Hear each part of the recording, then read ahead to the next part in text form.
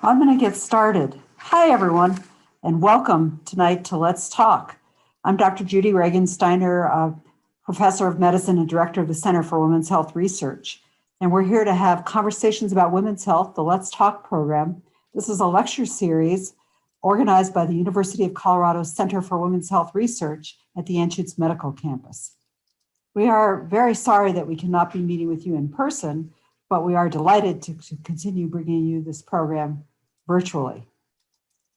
9 years ago, in partnership with UC Health, we started this program, and our goal is to educate the community through evidence-based talks on important findings and subjects in women's health. Each talk is uniquely created and presented by nationally renowned experts. This educational program is made possible with the financial support of UC Health and the philanthropic generosity of our supporters for the center, for which we are so very grateful and could not do it without it. The Center for Women's Health Research is committed to our three-part mission of doing the cutting-edge research in women's health and also in sex differences, to educating the public and healthcare providers, and to mentoring and training the next generation of researchers who will carry on this important work. And we're really thrilled with the progress of the center, even in these difficult times, and things are just moving forward. Tonight, for just over an hour, we're going to focus on hormones. We all have them, and we're going to talk about them tonight. They fluctuate and can create problems when they do, but it's also very normal to have hormonal fluctuations. And so we're going to talk about these things tonight and talk about both the positive and negative ramifications of the hormones. We're going to share with you 3 leading physician scientists. We're very lucky to have each of them on the Anschutz Medical Campus. We have Dr. Melanie Cree-Green, MD, PhD, an expert on polycystic ovary syndrome, which is going to surprise you how common polycystic ovary disease or syndrome is. And you're going to learn about that tonight from Dr. Green. Then we're going to have Dr. Sarah Mayson, who specializes in thyroid diseases. Many of you may not know how common these problems are. Dr. Mason's going to tell us about that. And finally, my close colleague and colleague of the center, Dr. Nanette Santoro, chair of the Department of Obstetrics and Gynecology, who will be talking about the menopause and some of the things it does to our waistline. I'll be moderating tonight's event. In doing so, I will introduce each speaker prior to their presentation, and I'll moderate the Q&A afterwards. We're going to have the three speakers speak in order, and then we're going to have a Q&A session for everybody after the talks.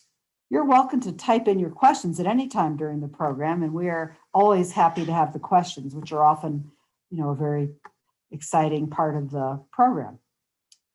So first of all, we're going to plunge right in and start with Dr. Melanie Cree-Green.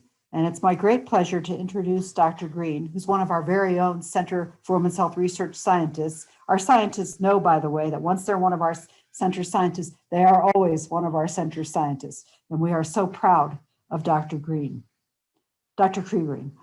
Dr. Green, who's both an MD and a PhD, is an associate professor in pediatric endocrinology and a physician scientist of great talent who is focused on advancing clinical care for adolescents and women with polycystic ovarian syndrome. This condition afflicts 6 to 10% of all women, which I bet a lot of people did not know, and it's always pretty startling to hear that. Dr. Cree-Green is director and founder of the multidisciplinary PCOS clinic at Children's Hospital, Colorado. So she founded this clinic and made it multidisciplinary so that all the different disciplines of medicine can participate in diagnosing and treating these girls. She is also the PI of several trials, the principal investigator of several trials, testing new medications, and a third trial testing a nutritional supplement. She's the creator and lead investigator of a nationwide multi-center PCOS registry, and she's a major advocate also for PCOS. And through her work, we will deal with this and be able to treat this condition far more successfully, and it will make a big difference. So thank you, Dr. Cree-Green. Thank you for that great introduction, Judy.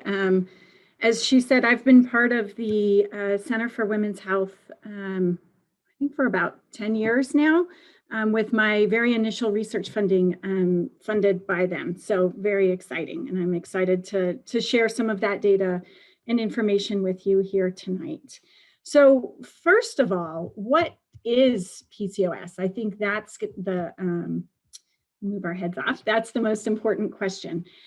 So PCOS is a condition of high testosterone in women. And as I say to my patients, all women have male hormone testosterone, all men have female hormone estrogen. It's just that the balance is off, so that women have a little bit too much testosterone. And when we have too much testosterone, we get menstrual problems, most commonly missing periods. It is one of the most common causes of female infertility in the United States.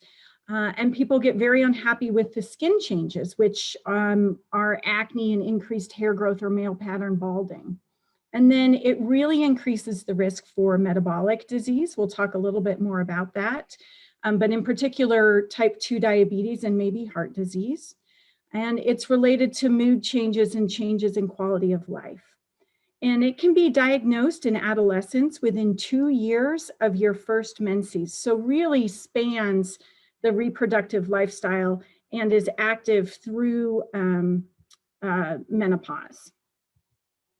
And so how do we diagnose PCOS? So number one, you have to be not ovulating regularly, which for most people shows up as missed or really kind of different patterns. So maybe you have 1 month apart and then you go 3 months and then 2 months. The formal definition is 8 or less periods a year, or if your periods are more than 35 days apart. And then we need evidence of high testosterone. And either that can be skin changes, so severe or cystic acne, or lots of extra hair, what we call hirsutism, and or blood work showing a high testosterone. And in adult women only, not adolescents, we will see large polycystic ovaries on ultrasound. And I've shown you an example here. And really what you should see, we have the ovary right here, and each one of these is a developing egg. And really you should have 1 or 2 developing eggs at a time. And you can see that there are lots of eggs, and these guys here, right here on the right bottom, are skinny and squished. They don't have quite enough room. And then the other thing for PCOS is we have to have lab tests that show that there's no other reason for your period to be messed up. So your thyroid needs to be normal. You have to have a normal amount of breastfeeding hormone. Your ovaries are working okay. And then no other cause of excess hair and acne. So very rarely would be signs of a tumor or an enzyme defect. So that's how we make the diagnosis. So then who gets PCOS? As Dr. Regensteiner said, 6 to 10 women in the United States. It is very common. And then we see it more in women who are struggling with excess weight. And some estimates are 20 to 25%. So that's 1 in 4, 1 in 5 women who are struggling with excess weight may have PCOS. And you seem to be more at risk for it if there's a family history of PCOS or a strong family history of type 2 diabetes. Those aren't guaranteed, but they definitely seem to be risk factors. And so what causes PCOS? As I just alluded to, there's certainly a genetic predisposition. So if you have that type 2 diabetes risk, if you have that polycystic ovary syndrome risk, but we don't exactly know. That's one of the things that we're really trying to understand, because we understand why it's being caused, we can better understand how to treat it. And then there definitely seems to be a lifestyle environmental component to this. And we'll get more into the lifestyle role as we get more into the way that we treat this. So in addition to all of the period and the hair problems with PCOS, we see a lot of increased risk of metabolic problems. So as I said, there seems to be this chicken and an egg cycle that if you're struggling with excess weight, you may have PCOS come out. And then if you have PCOS, it can make it easier to gain weight and harder to lose weight, so that you get into this vicious cycle with excess weight. There's absolutely an increased risk for high blood sugars, both prediabetes and diabetes. And if you don't struggle with excess weight, it's a 3 to fold increased risk. If you're really struggling with excess weight, it can be up to 8 times more likely that you'll get diabetes. Some of our work that we've done here in Colorado has shown that women with PCOS tend to have a 2 to 3 fold increased risk for fatty liver disease. And unfortunately, within the last year, fatty liver disease has become the #1 cause of liver transplant. So this is a significant concern. And we've also found that women with PCOS tend to have increased obstructive sleep apnea. And the way that I think about this is men snore more than women, and you've got women with a little bit more male hormone. And the thought is that it actually changes the way the muscles in your throat relax. And so it makes women with PCOS more at risk for that sleep apnea. And then increased cardiovascular disease depends on the day of the week in the paper that came out. Previously, it showed that there was definitely an increased risk of cardiovascular disease. Now that women are getting more treatment for PCOS, it looks like maybe this isn't being borne out. And some of the studies that Dr. Santoro has been a part of have not shown increased cardiovascular disease risk for women with PCOS. Although another big study just came out last week that said there is. So this is an active area of research, but definitely something that needs to be paid attention to at an individual level. So what else do we worry about in women with PCOS? Really increased rates of depression and anxiety. So you've got people who can't lose weight, who are facing fertility, who are growing full beards, are losing their hair, have acne in their 30s, are worried about diabetes in their health. It puts a lot of extra stresses and burdens on and really increase that risk. We found in our clinic that our teenage girls with PCOS and excess weight, that 68% of them suffer from depression or anxiety. Because of this worry about weight or trying to improve lifestyle, sometimes people get into disordered or unhealthy eating. And so unfortunately, that's more common in PCOS. They've shown studies with decreased quality of life related to many of these factors that I'm talking about, especially in individuals or couples that are facing infertility. And then also around body image issues and mood, sexual dysfunction. So how do we treat PCOS? And the answer is we treat PCOS as is most appropriate for you. And so we really need to work with each individual patient to see what is bothering them the most, and that's where we're going to start. The only caveat to that is if we have something that's medically concerning, we may work on 2 things at a time, the thing that's most medically concerning and then the thing that's most concerning to the patient. And typically what I tell my patients is that we're on a journey and we're not going to fix everything right away, but we're going to keep working together to get them to a healthier place. So what are some possible treatment goals that people share? So one is to get periods back and or to keep the uterus lining thin and healthy. So if you don't have periods for a long time, that lining can get really thick, and over time and years of time can increase the risk for cancer. So either we want you to be having a regular period or be using something like Implanon or Mirena where the lining is nice and thin. If pregnancy is what you want, then we need to work on that. Many women present because they're unhappy with their physical appearance. So if we need to work on acne or hair, acanthosis is dark skin on the back of the neck. Women with PCOS also have increased skin infections. Certainly need to plug people in with counseling and or antidepressants or anti-anxiety medications. We need to normalize weight if that's appropriate for the individual. And then everybody with PCOS needs to be active. And then we screen everybody for metabolic disease. And so certainly if you've got metabolic disease, we need to treat that. So diabetes, cholesterol, blood pressure, fatty liver disease, or sleep apnea. And so the way this typically works and how it works in our multidisciplinary clinic is we actually have, each patient sees 5 different specialists. So they see an endocrinologist like myself. I cover all the metabolism, and then work together with the gynecologist to look at periods and reproductive health, and also with the dermatologist to do skin and cosmetic concerns, so that we come up with a cohesive plan that works together with the lowest number of prescriptions. And then we work together with a dietitian who helps with nutrition and exercise. And then we have a psychologist who sees every patient in our clinic, who helps assess mood and helps patients with self-care. And certainly there are some clinics within the community. There's a WISH clinic just for women. It doesn't have quite the same setup, but it has similar resources for people.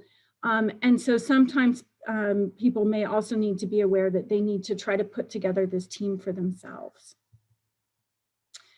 So what do some of these treatments look like? If you're having the lining of the uterus build up, we can use estrogen therapies. So, I've gotten away from saying birth control. It's not, it's hormone therapy. So yeah, technically it's a birth control pill, but we're really using it for hormone therapy. Or you can do non-estrogen therapies, which are better for some people. And again, you can do like the IUD with progesterone, or the implant, or progesterone only pills. And in women with excess weight, up to 5% of weight loss fixes periods in 60% of people. That's why we highlight lifestyle, is this is something that you can actually fix yourself without needing medication. And then for anybody desiring fertility, we need to make sure that you're healthy. Everybody needs to be healthy before you get pregnant. And then there's all different combinations of medications to get you pregnant. The standard of care has changed 3 times in the last 15 years. Really a lot of advances being made here. So for skin concerns, we talked about, there's the acne, the hirsutism, acanthosis. I've put a picture of that up here for you. I have a lot of poor girls come in whose moms are telling them, scrub your neck, it's not dirt. Skin tags, alopecia. And for all of these, they get better with estrogen therapy or with a testosterone blocker such as spironolactone. And so this is why myself, the gynecologist, and the dermatologist work together. For all of these different conditions, there's also creams and lotions available. And then for the acne and hidradenitis, we often have to do a short course of testosterone, or of antibiotics. For the metabolism piece, we pretty much treat it the same as you would treat any of those other conditions, but with a caveat. So everybody should be tested for diabetes once a year with PCOS, more frequently if you've got prediabetes. And there's about 7 different kinds of diabetes medications. The ones that we like to use are called metformin, a GLP-1, or a thiaglitazone. Everybody should be tested for blood pressure because of the risk of type 2 diabetes. Again, we like to treat that with an ACE inhibitor, an angiotensin receptor blocker.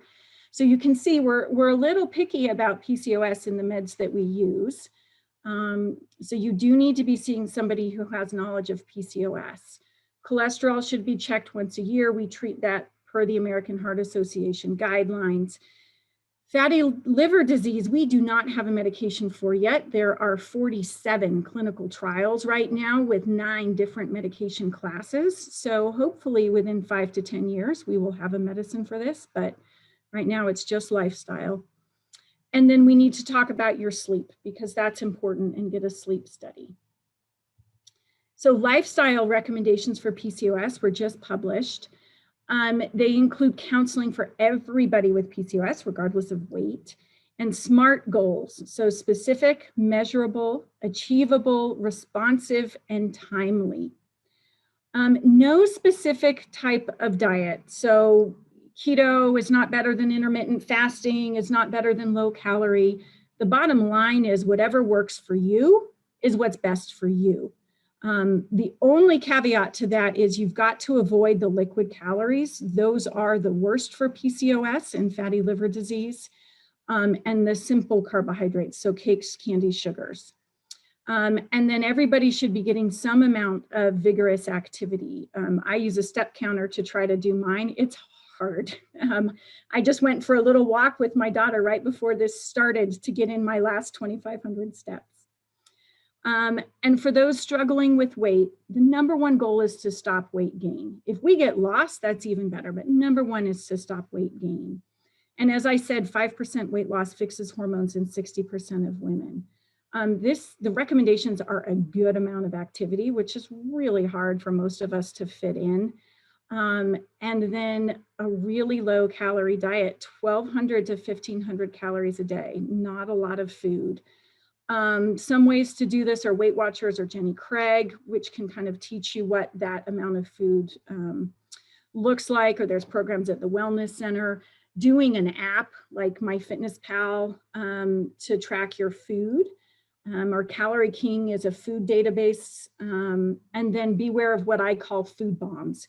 You can work really hard all week and then have an extra 800, 900 calories on a special meal and blow out all of your extra calories that you've worked off for the last week. So it's really challenging. And you can see with these recommendations why, unfortunately, people also end up with eating disorders. So really something that you need help with. So if I've now freaked you out that you're having PCOS, take a deep breath. It's okay. We've got the resources here in Denver to take care of you. So the first thing that you want to do is write down your period history. So when did you first have periods? What has your typical period pattern been? And then write down any concerning symptoms that you think are consistent with some of the things that you've talked about. And then make an appointment with your doctor. So a gynecologist, internal medicine, family medicine, these are all okay places to start. These are all physicians that have been trained in PCOS. You should expect a physical exam, some blood testing, and maybe an ovary ultrasound. As I said, we don't do this for teenagers, only for adult women. I did create a My PCOS diagnosis worksheet, which I've made available to the center. So it just talks about the different tests and gives you space to write down your results so that you can understand the process as you go through this. If you have PCOS and you want to update your care, think about what's most important for you to treat and make sure to communicate your needs to your physician. And as I said, you may need to see more than one type of specialist depending on what your needs are. I've made a PCOS visit goals worksheet that you can fill out to help you make sure that your important points in message are heard. I will say be very careful with the online advice. I actually follow a lot of these people on Twitter and Facebook just so that I'm aware of what's being said. I am a formal advisor for PCOS Challenge. This is a patient organization, and all of their information on their website has been vetted by myself and some of my partners. So it's all physician vetted and accurate. So where is the future of PCOS care? We need more research funding and studies. I currently have 3 clinical trials for women with PCOS. 2 are in teenagers. 1 is in women 18 to 45 with fatty liver disease. But we need a lot more around the country. PCOS Challenge 3 years ago started this advocacy agenda. This is a picture of myself and one of my patients 2 years ago, and PCOS Challenge flew us out to Washington, D.C., and with about 75 other individuals, we went and met with all of our senators. One of the things that we got passed is September is officially PCOS Awareness Month. The color is officially teal, hence the teal ribbon. And the NICHD just announced a special PCOS funding cycle in February. So we're definitely working forward, but need more support. And I've had tons of funding. We have a fabulous lab. And I will stop there, and it's time for the next talk. Thank you, Melanie. That was terrific. Dr. Green's research is really inspiring, and is both clinically relevant and research relevant. She's doing using evidence to get those important results out for a condition that received relatively little attention and yet is relatively prevalent. So really important. And we'll have questions after the 3 talks. I want to give just a brief, very quick shout out to our board members who are in the audience and our strong supporters who are in the audience. Friends of the center, we appreciate you and really cannot say thank you enough. Our next speaker tonight is Dr. Sarah Mayson. Dr. Mayson is an endocrinologist with a special focus on thyroid disorders, particularly thyroid cancer. She's an associate professor in the Division of Endocrinology at our school, and she leads the thyroid nodule clinical program at the University of Colorado Hospital. She also serves as the director of the Endocrinology Fellowship Training Program at the University of Colorado School of Medicine. Thank you very much, Dr. Mayson.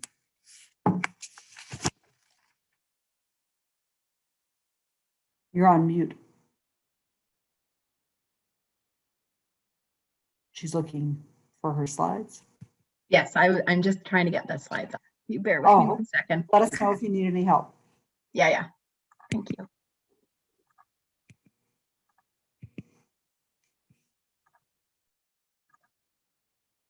All right. Well, thank you very much for that kind introduction, Judy, Dr. Redensteiner. So I'm Sarah Mayson, as she mentioned, and I am going to talk a little bit about the impact of thyroid disease on your health. And this is a very common medical problem, thyroid disease overall. So I wanted to go through some of the more common disorders we see. So our topics for discussion are answering questions like, how common are thyroid problems? Where is the thyroid gland located? What does it do? Why is thyroid hormone important? What are hypothyroidism and hyperthyroidism, and how are they treated? So first, just to talk a little bit about the scope of the problem. So as I mentioned, thyroid disorders are very common. Thyroid nodules, which are lumps in the thyroid gland and are most commonly benign lesions, are found in about 40% of people overall and increase in frequency with aging. Thyroid cancer, which represents about 5% of thyroid nodules, is the 5th most common cancer that we see in women, and it's the 2nd most common cancer after breast cancer in pregnancy. Hypothyroidism, which I'll describe in more detail, but is a disorder where there's a deficiency of thyroid hormone, affects about 10% of the general population. And the opposite problem, hyperthyroidism or thyroid hormone excess, affects about 1%. So overall, thyroid disorders are extremely common in our population. The thyroid gland is located in the neck, and it's one part of the body that's easily examined by your physician at routine appointments. The thyroid gland has 2 lobes, the right lobe and the left lobe, and then has a connecting bridge of tissue between the 2 lobes called the isthmus. The gland is located below the thyroid cartilage, which is known as the Adam's apple, and thyroid cartilage is present in both men and women. It's just more prominent in men. And then below another ring of thick cartilage called the cricoid, and it wraps around the windpipe. It's located just above also where the clavicle, above where the clavicles are. So what does the thyroid gland do? Well, it produces thyroid hormone, and there's actually 2 different types of thyroid hormone. There's T4, which is also called thyroxine or tetraiodothyronine, and T3, which is called triiodothyronine. And these names sound impressive, and they're difficult to say, which is why we use the T4 and T3 nomenclature, but they're actually are very meaningful because they're named after the structure of the hormone. So tetraiodothyronine or thyroxine has 4 iodines attached to it, and triiodothyronine has 3, and that's the main difference in their structure. Thyroxine, T4, is a precursor hormone that's very stable in the body, and T3 is the active hormone that has all the biological effects. So the thyroid hormones are responsible for temperature regulation through generation of heat. They're involved in metabolism and energy usage, and they affect organs and systems throughout the entire body, from the heart to the muscles and bones to the digestive system. And they're hormones that we can't live without. So thyroid hormone production by the thyroid gland is actually controlled by a very nicely named hormone called thyroid stimulating hormone, and it does what its name says. So we commonly refer to this hormone as TSH. This hormone is produced by the master gland of the body called the pituitary gland, which is located at the base of the brain. It's a cherry-shaped gland that controls the production of hormones throughout the body by different glands. And this hormone is produced by that gland, goes through the bloodstream, and acts on the thyroid gland to increase production of these two hormones, thyroxine T4 and triiodothyronine T3. And then interestingly, with many hormones in the body, the active thyroid hormones will feed back to decrease their own production when they're excessive. So it's what we call a negative feedback loop. Hypothyroidism is thyroid hormone deficiency, and this is one of the most common thyroid problems that we see. It's about 10 times more common in women. This is going to be a theme. Iodine deficiency is the most common cause we see worldwide, and this is why iodine is so important as a micronutrient in our diet, because it's utilized in that thyroid hormone production. But in the United States, where we don't see severe iodine deficiency due to fortification of salt and also presence of iodine in dairy products and other foods, including some of the seafoods, the most common cause we see here is an autoimmune disorder called Hashimoto's disease. And this autoimmune disorders mean that the immune system itself recognizes this the thyroid tissue as a foreign body for whatever reason, and will attack that part of the body and cause it to stop working. There are two different flavors of hypothyroidism. There's a subclinical form, which is mild, and then overt hypothyroidism. People with overt hypothyroidism tend to have more symptoms, but that's not actually the basis of how they're named, and I'll talk about that a little more in a minute. Subclinical hypothyroidism, as you can see, is really common. So it affects up to 10% of the general population. And it's along a continuum where people with subclinical hypothyroidism can convert to overt hypothyroidism over time. And this Hashimoto's process in particular can be quite slow and happens over many years, where the thyroid eventually stops functioning. Overt hypothyroidism affects about 1 to 2% of women and about 0.1% of men. I wanted to, for any history buffs out there, I wanted to review a little bit of these early descriptions of hypothyroidism. So it was first recognized as a clinical entity, but they didn't know it was related to the thyroid gland in 1878 by William Ord, who described mucus edema of the skin. And you can see in this photolithograph of his patient back in the 1870s how her physical appearance dramatically changed, and you can see how her hands and her face are swollen. And that is a characteristic finding we see in more severe hypothyroidism. And from his description, the term myxedema was coined, which we use today to describe very severe hypothyroidism. And then in 1882, a few years later, the Swiss cousins Jacques Louis and Auguste Reverdine described this condition, myxedema, as a delayed complication of thyroid surgery. So they were the first people to make that link between thyroid gland removal and those symptoms that Ord had described. I'm going to spend the rest of the time talking about hypothyroidism, specifically referring to thyroid gland dysfunction, where it's the thyroid gland that's the problem.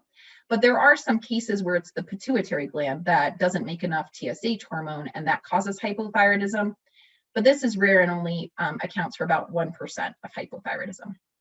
So the difference in how hypothyroidism is categorized, again, as subclinical or overt, is actually not based on how someone feels, but based on the laboratory tests. So if TSH level is elevated, which is our most sensitive way of picking up hypothyroidism, because the pituitary gland is sensing that there's not enough thyroid hormone in the body and essentially telling the thyroid gland, make more, and for some time it can keep up.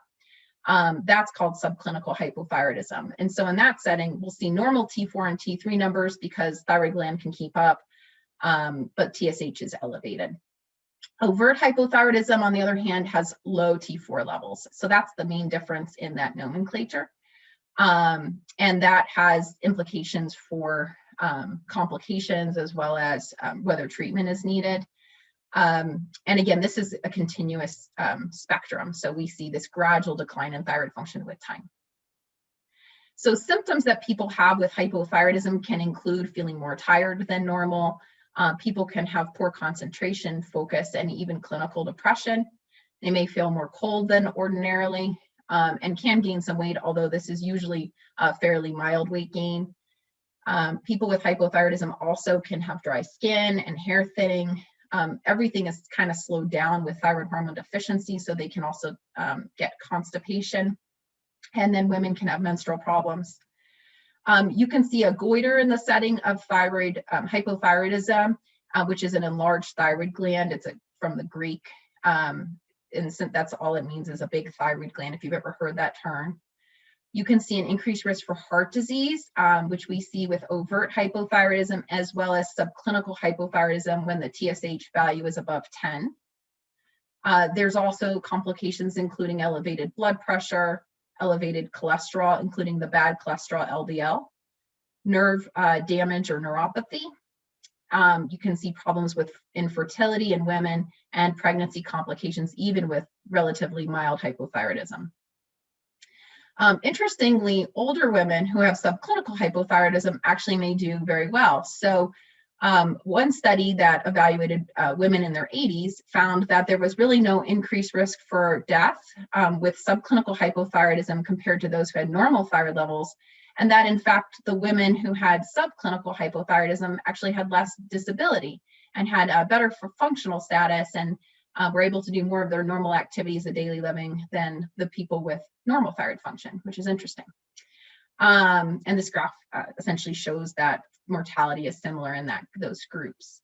And then another study from the UK, also of women in their 80s, found that there was actually a lower risk of death in people with subclinical hypothyroidism compared to those with normal thyroid function. So in general, it does seem that TSH levels increase with age.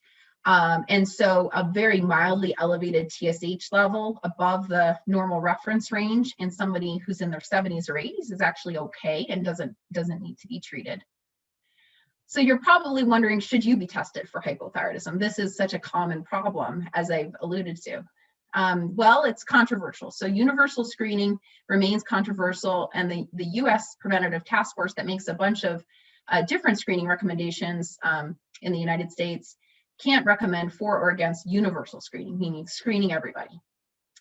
That being said, screening is as cost effective as mammograms for breast cancer screening.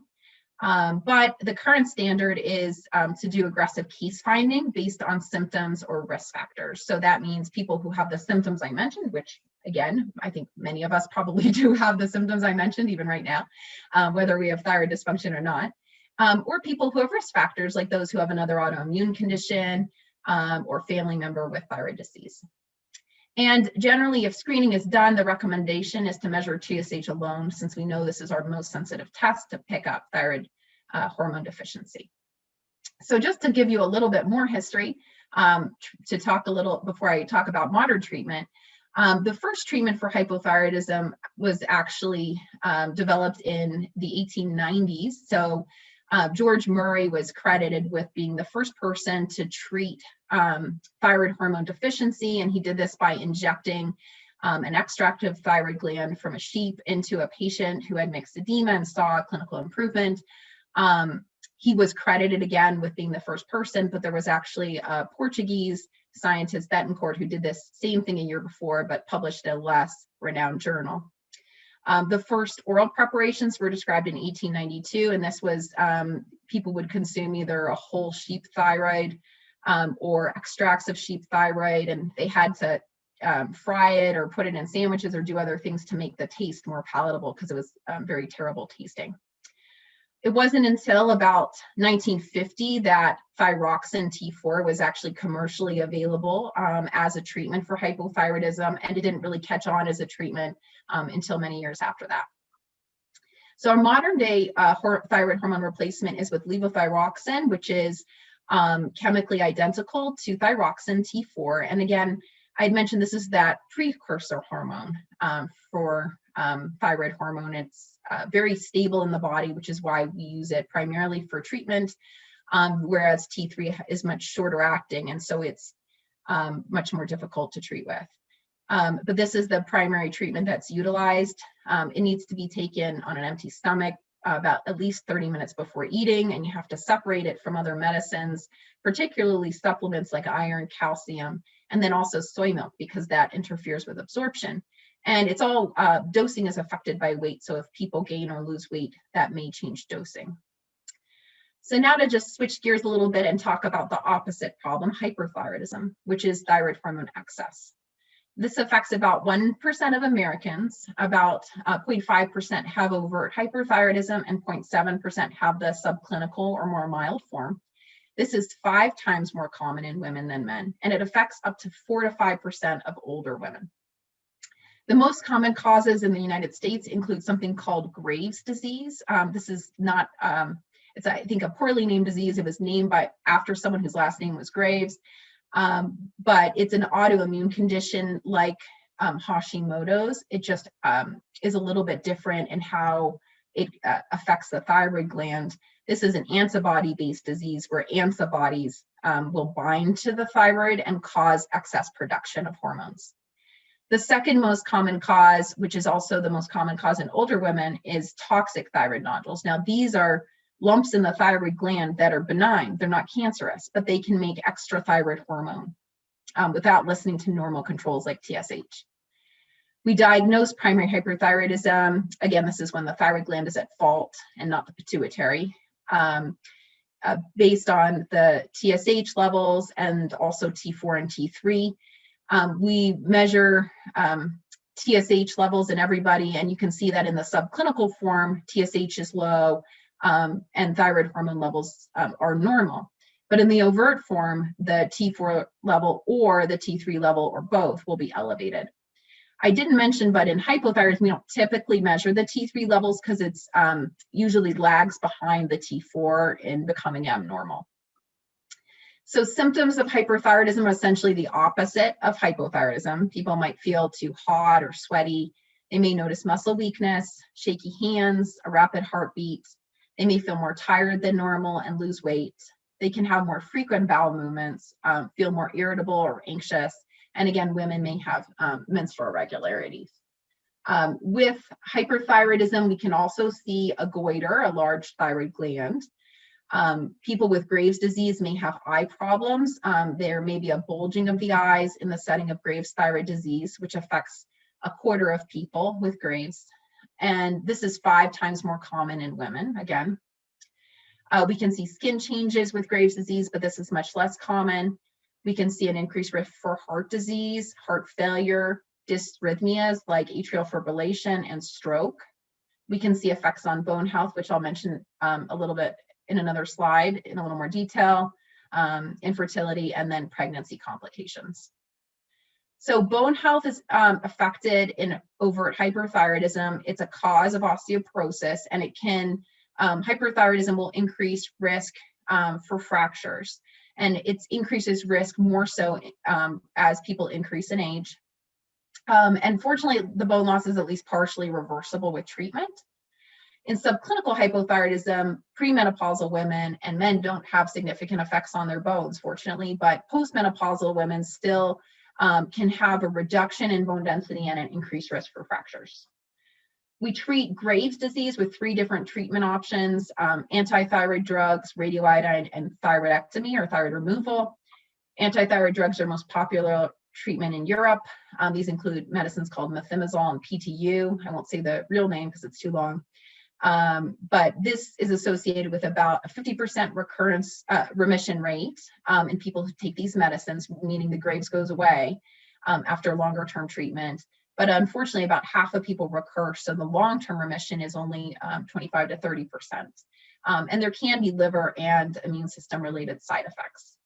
Radioiodine is the most popular treatment in Europe, and we take essentially advantage of the fact that the thyroid gland uses iodine for thyroid hormone production. And so thyroid will take up this radioactive form of iodine, which is swallowed as a pill on a single occasion, and that will then destroy those thyroid cells. It causes hypothyroidism in most people, and it can worsen eye disease in people who have Graves' eye disease. So we avoid it in that setting. And then surgery is our sort of least popular option, most expensive. There are circumstances where it's important, but it's the most critical piece is to always do this with a surgeon who does it all the time, which makes sense. So what can you do to be proactive about your thyroid health? Well, in addition to getting screened for hypothyroidism, if you're in an at-risk group, you can also evaluate your necks for lumps or bumps. And so you can look in the mirror at the area of your neck which is where the thyroid is located, again, below the Adam's apple and the voice box and above the clavicles. And you can tilt your head back a little bit, swallow a sip of water, and see if there's any lumps or bumps or asymmetry. And if you do see something, then it's important to have your doctor evaluate it. As I mentioned, thyroid nodules are very common and most are benign, but about 5% of them can be cancers. And here I'll just leave you with some extra additional resources for learning. For thyroid cancer, the FICA group is fantastic, and they have a Denver chapter. The Hormone Health Network is the public education affiliate of the Endocrine Society, and they actually have amazing information about lots of different hormone disorders, including thyroid disorders. So I'll end there. Thank you so much, Dr. Mayson. That was terrific. And I think it's such a more common problem than people know that they're going to be very excited to learn more about it. And it's good that you were here with such a great and evidence-based talk. The third speaker tonight and the final speaker will be Dr. Nanette Santoro. And Dr. Santoro is the chair of the Department of Obstetrics and Gynecology and a wonderful colleague for me and for the Center for Women's Health Research. She is a physician, scientist, and leader who has been what we call an academic triple threat for over 30 years, which means that she's a researcher, an educator, and a clinician all in one person. And that's an increasingly rare group of people as specialization occurs more and more. Dr. Santoro is a professor whose research has far-ranging impact because all women will become menopausal eventually. And it's kind of interesting that a chair of OBGYN whose research focuses on the menopause will be speaking to us tonight. But I think it's really exciting that that's what she studies. Menopause is associated with significant symptoms in a large majority of people, and Dr. Santoro can address some of these. She's an outspoken advocate for women in science. She most recently has been recognized for her mentorship by the Endocrine Society and for her research by the American Society for Reproductive Medicine and the International Menopause Society. Since 2018, she's also been a member of the National Academy of Science, which is considered the highest scientific body in the country. She's a best doctor, according to Castle Connolly, and she is recognized by 5280 magazine, and she is just really an amazing inspiration. Dr. Santoro, I will turn over the podium to you. It always pays to unmute. Thank you for the introduction, Judy. Can everyone see my slides on slideshow? So one of the common things that I see as a doctor who takes care of menopausal patients is the complaint that menopause stole my waistline. Because weight gain is inevitable with aging. Menopause also introduces some challenges, and I have given a talk similar to this before, but I have two new colleagues, Annie Caldwell and Vicky Catenacci, who gave me some updates as well.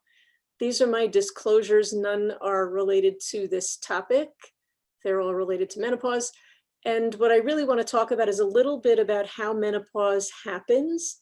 It's more of a saccadic process that comes and goes rather than just a sudden stopping or slow gradual change in estrogen, and identify when symptoms associated with menopause are likely, but look at the age-related processes that contribute to change, and finally give you some interventions. I don't have, some of this is going to be bad news in the beginning because menopause does not have a lot of fun things in store for us, but we need to mitigate them.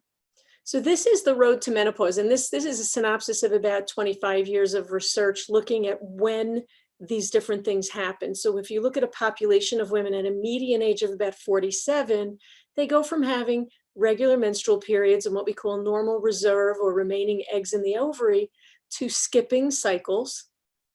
And quite often, that's the most common thing that a woman will notice to tell her she's entered the transition. When a woman is having at least one period every 3 months, her estrogen levels really aren't critically low. So she's in a stage where her hormones are really bouncing around a little bit on more of a roller coaster. and that's the early menopause transition, or MT. When menses become 3 to 11 months apart, that's the late transition, and that's when symptoms really tend to ramp up and low levels of estrogen really make themselves heard, typically with hot flashes, but also with other symptoms. That's a median age at 49, and at about age 52 is when the median age at which women will have gone an entire year without a menstrual period, thus defining themselves as menopausal. So what kicks off the waistline vicious cycle here? There's a number of theories, and one of them starts with hot flashes. They wake you up at night, they lead to poor sleep. We've heard a lot in the popular literature about how poor sleep can lead to unfavorable metabolic changes. I'm going to show you a little more about that, which then gives you weight gain, can lead to more inflammation, leading to further hormone changes that favor weight gain, and back to the hot flashes. With more weight gain, actually, hot flashes get a little bit worse. So let's talk about some of those unfavorable metabolic changes. Women in their 40s have a drop in their resting metabolic rate that's about 25%. There seems to be a gradual loss of fat-free mass in men. In women, it's a little more abrupt. So there's more of a loss of muscle mass in midlife that women begin to experience. And it's related both to hormone changes and to aging itself. So menopause alone can't be blamed for this. But a 25% drop in your metabolic rate means that you cannot continue to consume the same amount of calories and expect to stay at the same body weight. Many of my patients come in bitterly telling me that their habits have not changed, which is exactly true, but that is in fact the problem. Consumption of calories has to drop by 25%, or activity has to go up to make up for this gap. So compensating for the change in metabolic rate, and clearly there's variation around this, some women are hit harder than others, but this almost cuts out an entire meal. It's about 400 calories a day. So increasing a woman's calorie expenditure by 400 calories is what's needed. Now, how are you going to do that? Well, you can walk for an hour at a pretty good pace. You can dance for an hour, 40 minutes of tennis, 30 minutes of a stationary bike or elliptical, or 30 minutes of running at a 9-minute per mile pace. That's a pretty big commitment. So as you can see, the Queen of Hearts dragging Alice along, it takes all the running you can do to keep in the same place. And that's one of the mysteries of how menopause contributes to that expanding waistline, is just that the goalposts have been moved on a woman.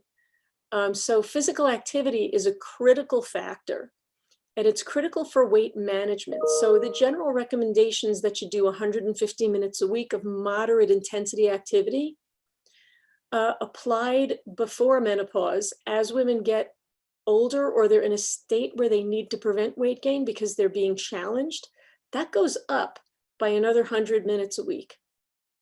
And it needs to be moderate intensity. To actually promote weight loss of 3 to 5%, which is considered clinically significant, you've got to up the game even further to a whopping 420 minutes a week. And to prevent weight gain after weight loss, most women are exercising almost an hour a day at moderate intensity. And many weight reduced women who keep weight off, this is the key as to how they do it, but it is a large commitment that needs to be made. The second challenge is fighting fat accrual, because what replaces the lost muscle? Well, alas, that is fat. And this slide shows what happens, that some people, when you look at the percent body fat here, this is 40%, which would define a woman as obese. These women have a BMI, or body mass index, that's under 30. So the women in this quadrant have a fat mass consistent with obesity, yet their body mass index is not consistent with them being obese. So body mass index isn't even enough. As I quipped with one of my colleagues with mordant wit, it is possible to be close to normal weight and still be fat, or have too much body fat. So fat mass makes a difference as well. And fighting that increase in fat mass is really a mystery that geriatrics has yet to solve. But again, a lot of the answer comes back to exercise. In this case, not just aerobic, but but weight-bearing exercise and weight training. So the next challenge that menopause brings upon women is that a good night's sleep becomes harder to get. So with the onset of hot flashes and the changes in the transition, poor sleep happens more commonly. And sleep, weight, and metabolism are all related in a way that can be pretty problematic. And I'm sorry, I hadn't had my video on. So women that sleep less than 7 hours, and this is from studies where Fitbits were used to look at activity, have a higher rate of developing the metabolic syndrome. I'm going to talk about that a little bit more, but Dr. Cree-Green kind of set me up for that, which favors further weight gain. So metabolic syndrome, not unlike PCOS, puts a woman in a place where she's a little insulin resistant, and that's a feed forward loop. So it tends to lead to more food consumption, more weight gain, and on and on. That further weight gain then favors more hot flashes and the development of independent sleep problems like sleep apnea, snoring, and even more sleep.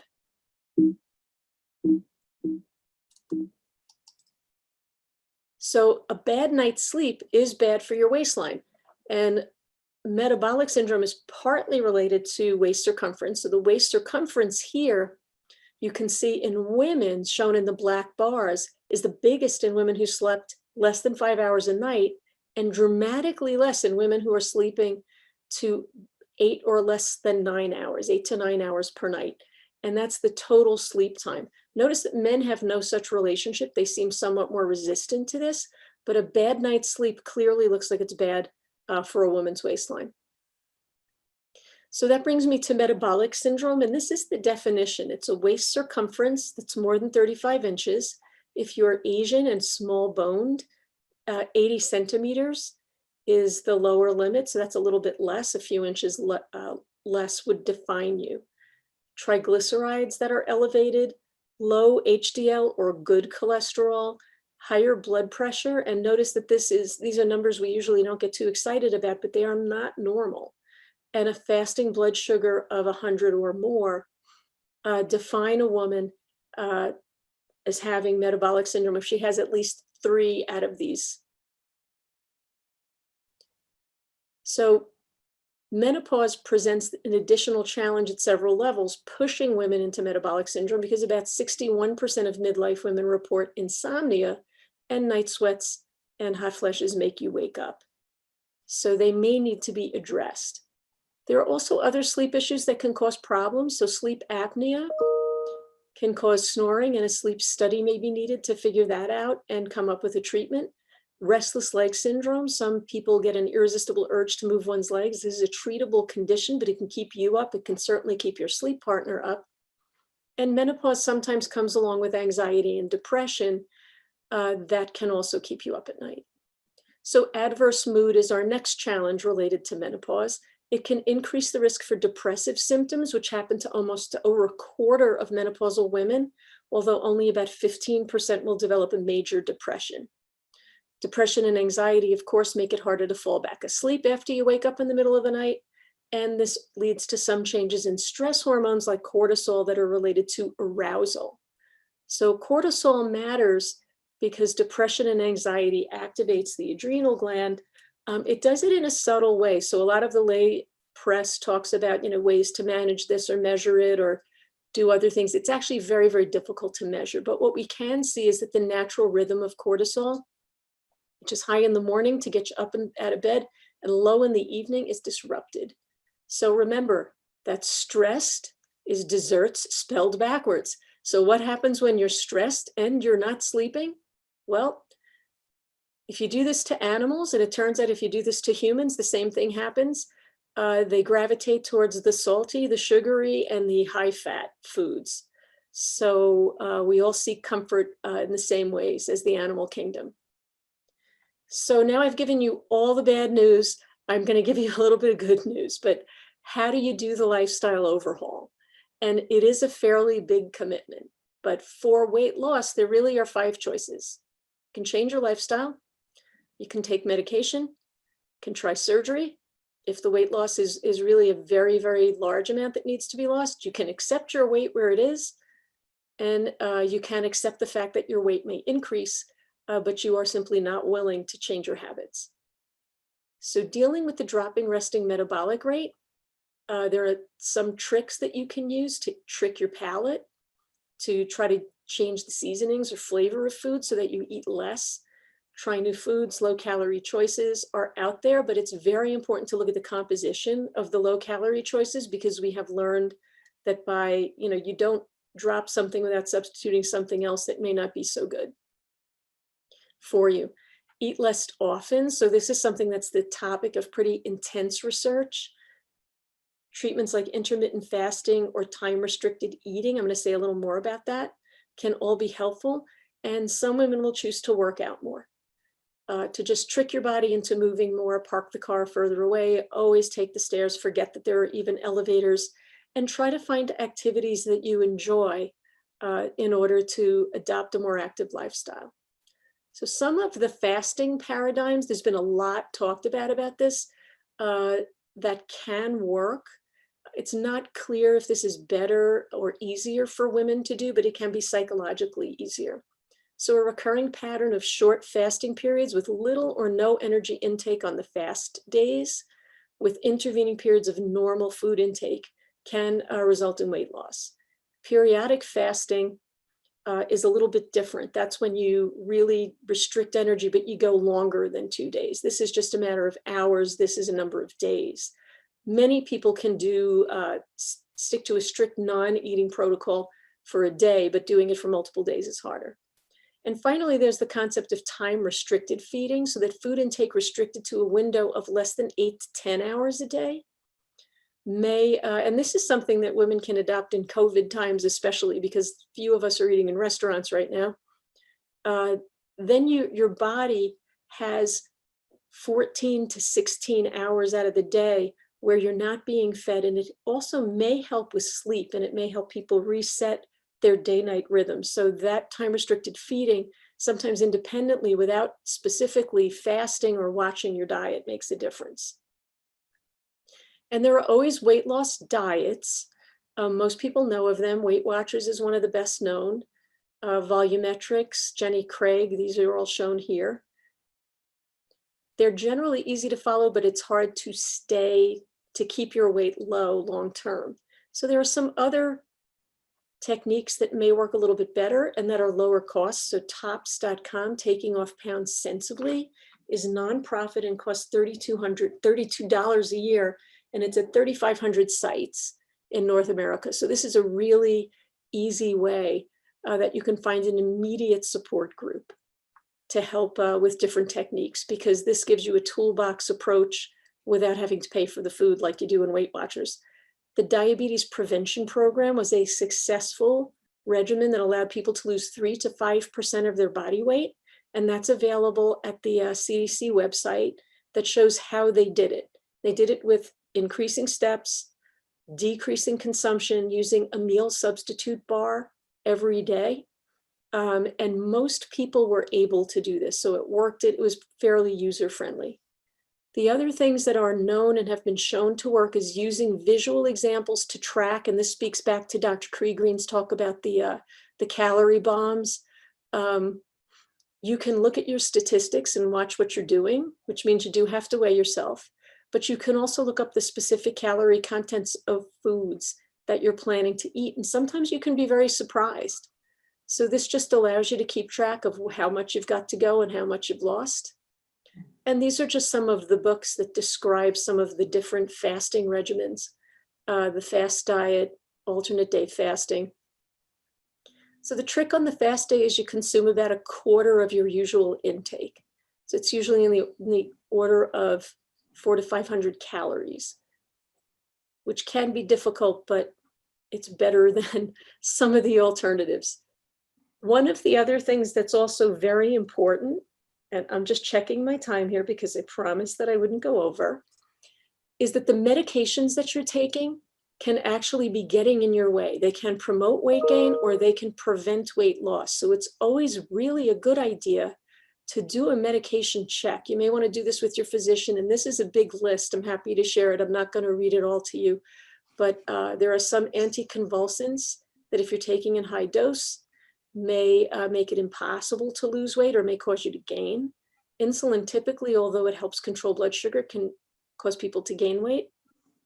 And there are some antihistamines and steroid hormones. And Drs. Catenacci and Caldwell have also noted that women taking oral contraceptives, if you're taking birth control pills, it can be harder to lose weight on a restricted diet.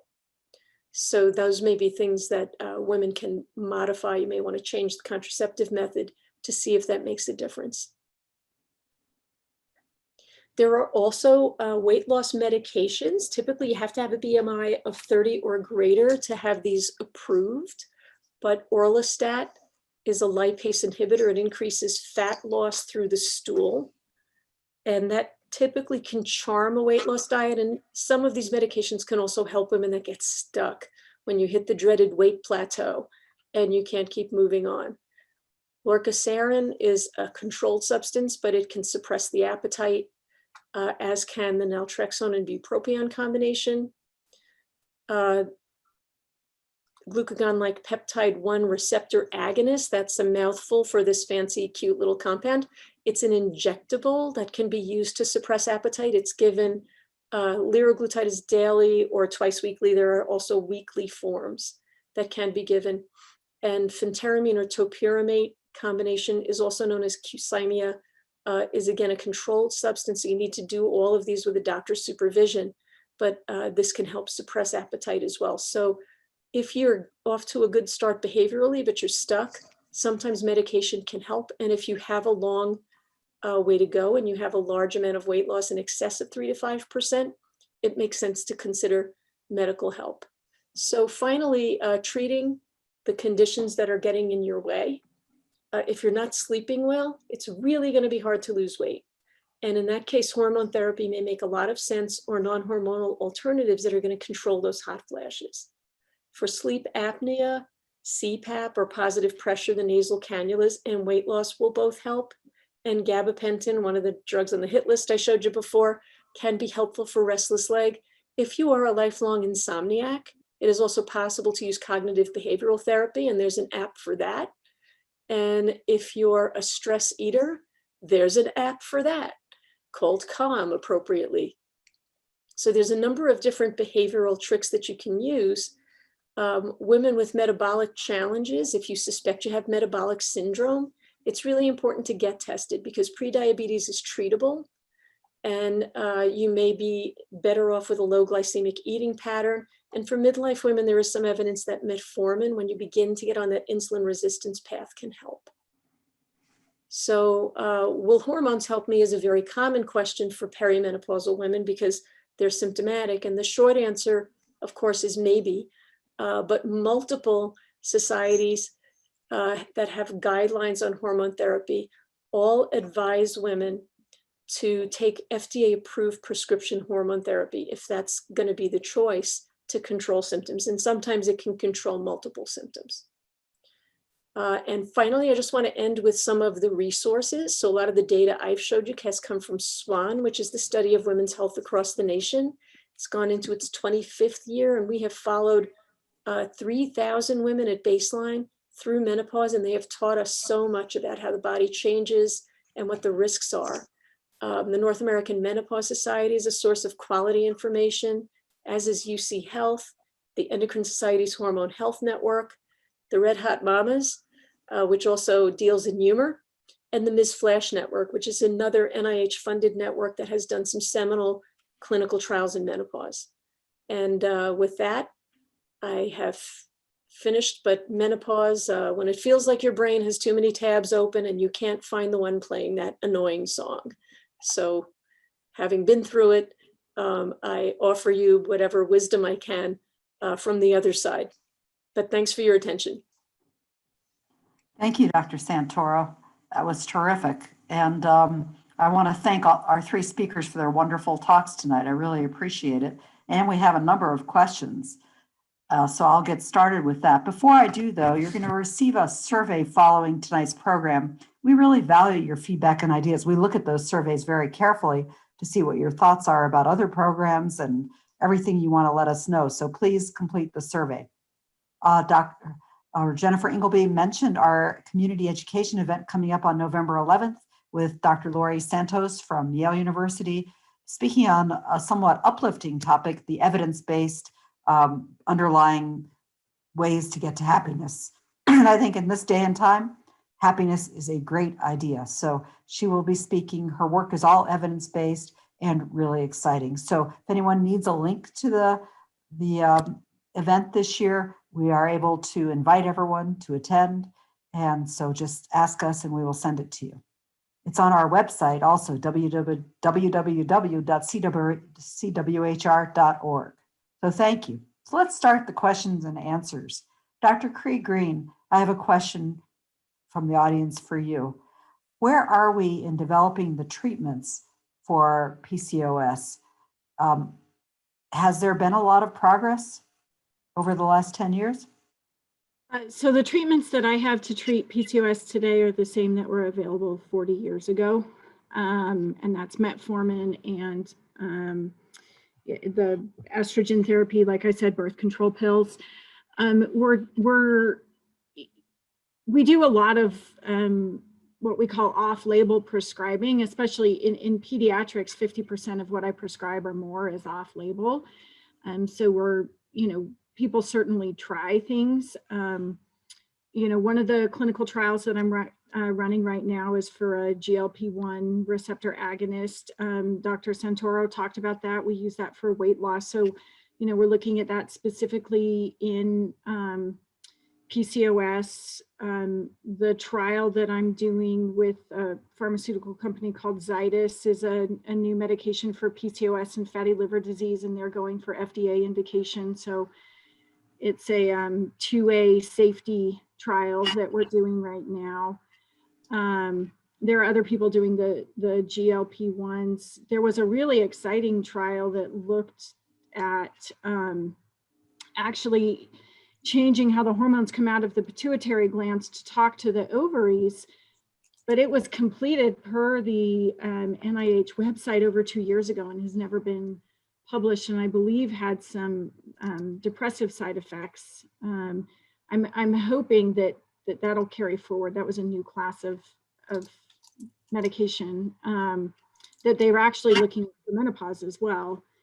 So there's definitely things in the works, but as you said, for it affecting 10 to 15% of all women, the funding has been absolutely paltry for where it needs to be. That's very important and needs better funding.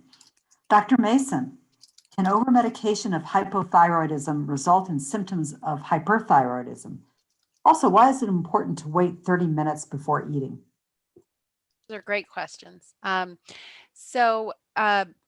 The hypothyroidism, overtreatment of hypothyroidism with thyroid hormones is actually a very common cause of hyperthyroidism, and it's very important to try to avoid that if possible, because you will see symptoms of hyperthyroidism in that setting, and you can also have the same complications that we can see with hyperthyroidism that's caused by thyroid gland dysfunction.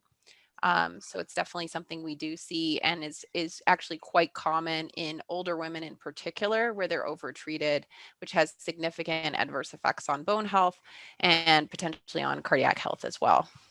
All the more reason not to treat women in their 80s who have very mild thyroid dysfunction.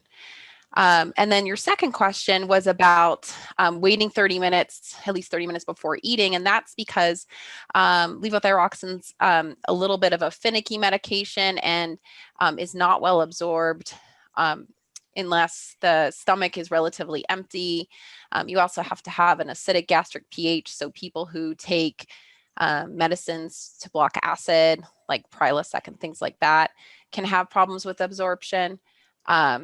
So that's one of the recommendations. An alternative is to take it at bedtime. Some people could do that if they've had haven't eaten anything for at least 3 hours. So if you're doing time restricted feeding, that could work really well for you to take it at bedtime. Thank you. Dr. Santoro, I have 2 questions related to HRT. Does hormone replacement therapy, such as Premarin, lead to weight gain? And the second question is, how long should people be on hormone replacement therapy post-menopause? Okay, thanks. I just posted one on how long you should be because I'm typing away. These are great questions. So hormone therapy it's not clear, but if you look at women taking hormone therapy and you compare them to ones who aren't, there's usually a couple of extra pounds on the women taking the hormones. So it's not a lot, but it's a couple of kilograms, so maybe 4 or 5 pounds. And some of my patients don't tolerate that. Other patients, depending on what the symptoms are, if you treat the symptoms and, for example, sleep, you may facilitate weight loss. So hidden in that average of a couple of kilograms are probably some gainers and some losers. And the question about how long you should take it, most of the guideline bodies have relaxed a little bit because we've learned a couple of important things. Hot flashes last for up to 10 years or longer in many women. And for some women, about 5%, they never go away. So some women wind up needing to be treated for a long time. We still don't have a great alternative, but I will typically not want to go for the average healthy person without any unusual health risks. More than 10 years begins to concern me because if a woman is taking estrogen and progesterone together, she begins to see an increase in her risk for breast cancer. Dr. Cree-Green, you mentioned before that some percentage of PCOS patients are lean. What's the difference between the lean and the overweight girls or women? So I think, the prevailing thought is that we're actually calling maybe two different diseases PCOS. And so in our people who don't struggle with excess weight, they're maybe more likely to have that family history of PCOS. And it may be that their ovaries are more sensitive to the hormone insulin, and which makes us make more testosterone, and more sensitive to just making extra testosterone with normal signals.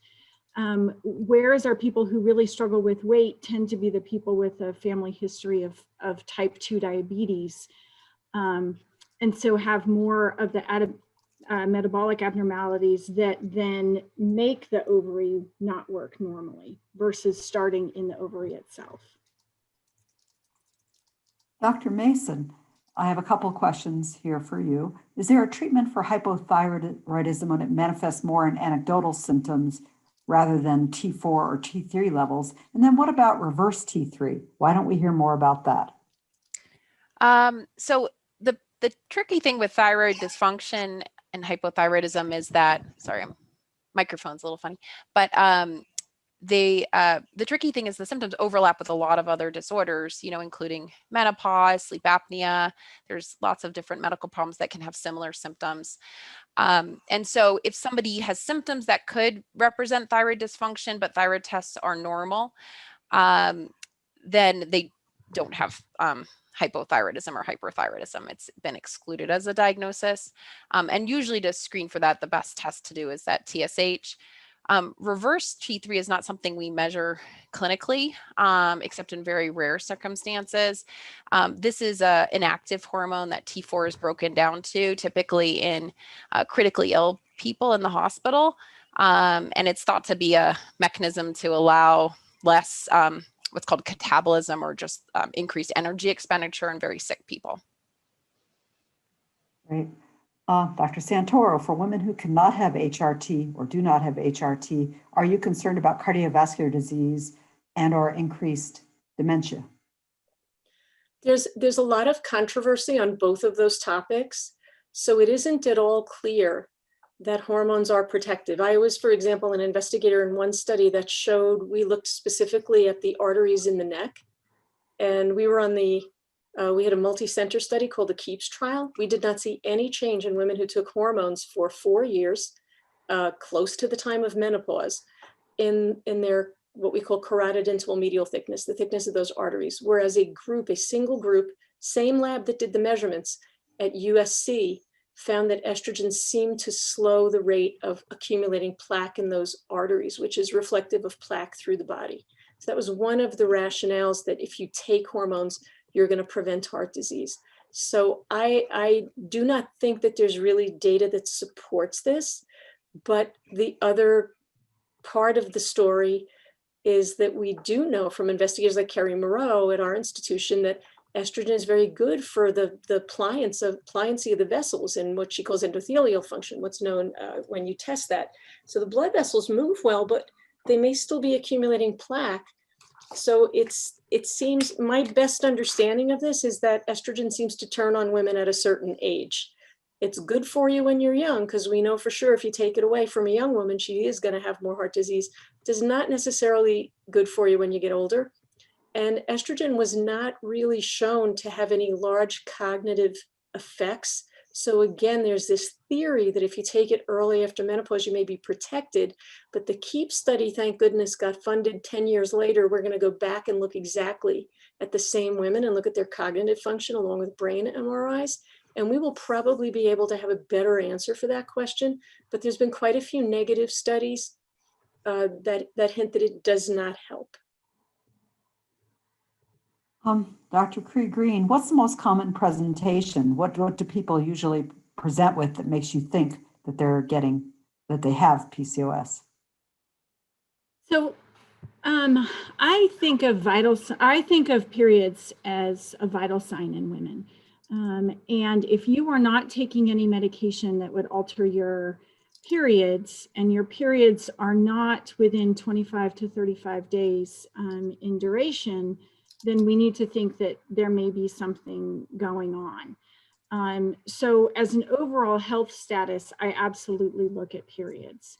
And then for PCOS, it is very common, but certainly if you're complaining about period problems and acne or increased hair growth on the face, rapid weight gain, trouble losing weight, that's going to put me even more into that PCOS direction. Dr. Mayson, what is known, let's see, and this is for both Drs. Santoro and Mayson, what's known about hormone replacement? Well, actually, maybe Dr. Santoro address what is known about hormone replacement and weight loss maintenance. And can you comment also about bioidentical hormones? I think one of your messages was that people should take, Yes. Yeah, I'm actually typing that in here now. So let me start with the bioidentical. The National Academy of Medicine just produced a white paper on this after over a year of study, testimonials, etc. And their conclusion was that they should not be used. There's too much that is not known. The field, there's not randomized clinical trials. To be FDA approved, you have to go through a lot of different hoops.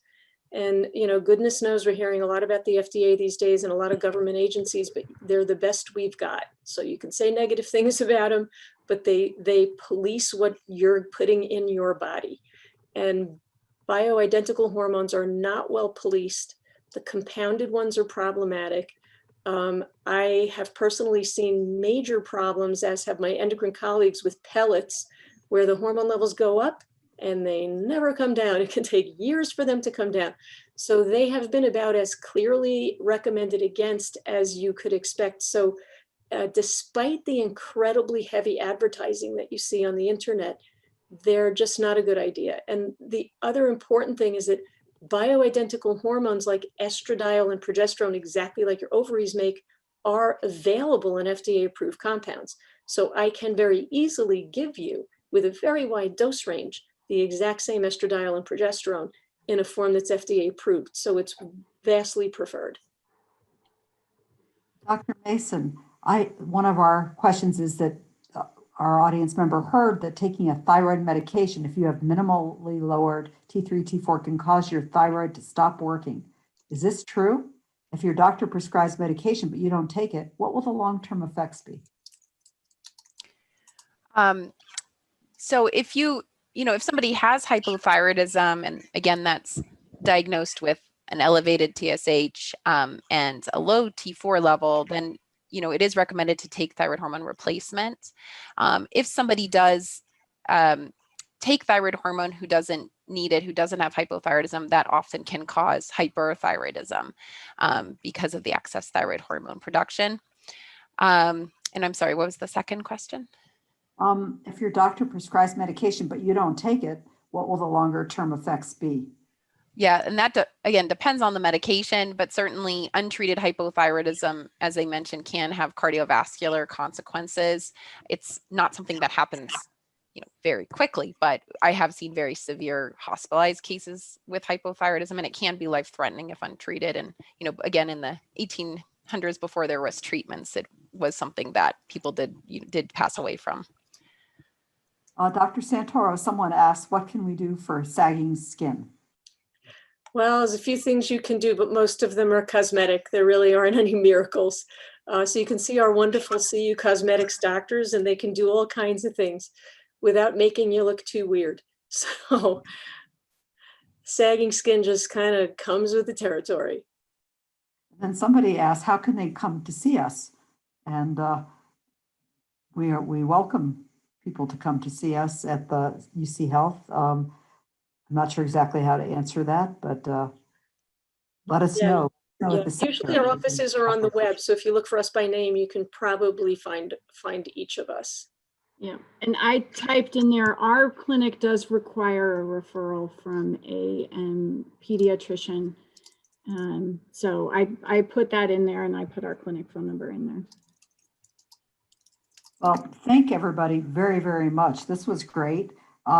We've come to the end of our time, and we've gone over even. So thank you all for your interest and for sticking around to ask these great questions. It was remarkable.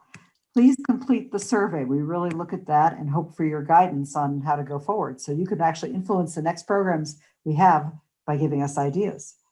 And consider joining us on November 11th. And we hope that you enjoyed the program. And I want to again thank our wonderful speakers. I thought tonight's program was just great and all evidence-based, and we're proud to share that information with you. So have a good night until the next time when we will talk again. Take care. Bye-bye.